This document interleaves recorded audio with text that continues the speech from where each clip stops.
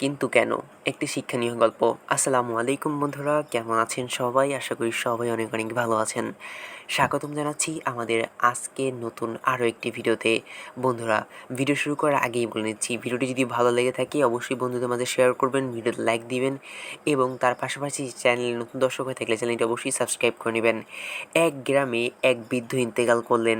জানাজার নামাজ শুরু হওয়ার মুহূর্তে বৃদ্ধ লোকের এলাকায় বাল্যবন্ধু এসে ইমাম সাহেবকে বললেন, দাঁড়ান ইমাম সাহেব, জানাজার নামাজের আগে পড়বেন না, কারণ উনি আমার কাছ থেকে 10 লাখ টাকা ধার নিয়েছে, কিন্তু সেই টাকা এখনও পরিশোধ করেননি। আমি তার টাকা ফেরত না পেলে তবে জানাজা পড়তে দিব না। ইমাম সাহেব মৃত্যু ব্যক্তির পুত্রদেরকে ডাক দিলেন। 3জন পুত্র, তারা কেউ ঋণের দায়িত্ব নিতে চাইল না।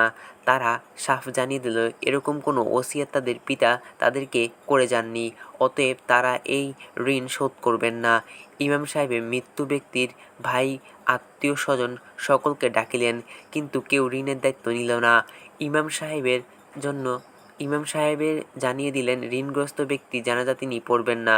হঠাৎ বোরখা পরিত এক মহিলা উপস্থিত হয়ে হাতে একটি মহিলা ব্যাগ নিয়ে বললেন, ইমাম সাহেব, আমি মৃত্যু ব্যক্তির কন্যা, এই নিন, ব্যাগে কিছু গহনা রয়েছে ও টাকা রয়েছে। পাওনাদারকে বলুন গয়না বিক্রি করে ওনার টাকা উনি নিয়ে নিতে। আর হ্যাঁ, এরপর যদি ঋণ পরিশোধ না হয় তাহলে কথা দিলাম বাকি ঋণের আমি জিম্মেদার, সময় মতো পরিশোধ করে দিব। জানাজায় উপস্থিত সকল মানুষ অবাক হয়ে গেল। পাওনাদার বললেন, ইমাম সাহেব, জানাজা শুরু করুন, কারণ আমি ওনার কাছে কোনো টাকা পেতাম না, বরং উনি আমার কাছে 10 লাখ টাকা ধার দিয়েছিল।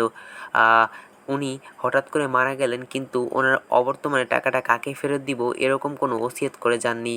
এখন বুঝতে পেরেছি ওনার কন্যাই হলো ওনার আমানত হকদার। ইনশাআল্লাহ সময় মতো ওনার কন্যাকে আমি আমার আমানত ফিরিয়ে দিব। বন্ধুরা, বোঝা নয়, বরং বহু ক্ষেত্রে মেয়েরাই পিতা মাতার কাজে লেগেছে। ছেলেমেয়েদের মধ্যে কোনো ভেদাভেদ করবেন না। আল্লাহ তাআলা সকল মা বোনদেরকে সঠিক বোঝা দান করুন। আমিন। মানব জীবনে অর্থের প্রয়োজনীয়তা অনস্বীকার্য, কারণ অর্থ ছাড়া সুনিষ্ট জীবনযাপনের কথা চিন্তাও করা যায় না। মৌলিক প্রয়োজন মেটাতে ব্যবহৃতকে মানুষকে বেঁচে থাকা সম্ভব নয়, আর প্রতিটি মৌলিক প্রয়োজন মেটানোর জন্য দরকার অর্থের অনুধাবনা।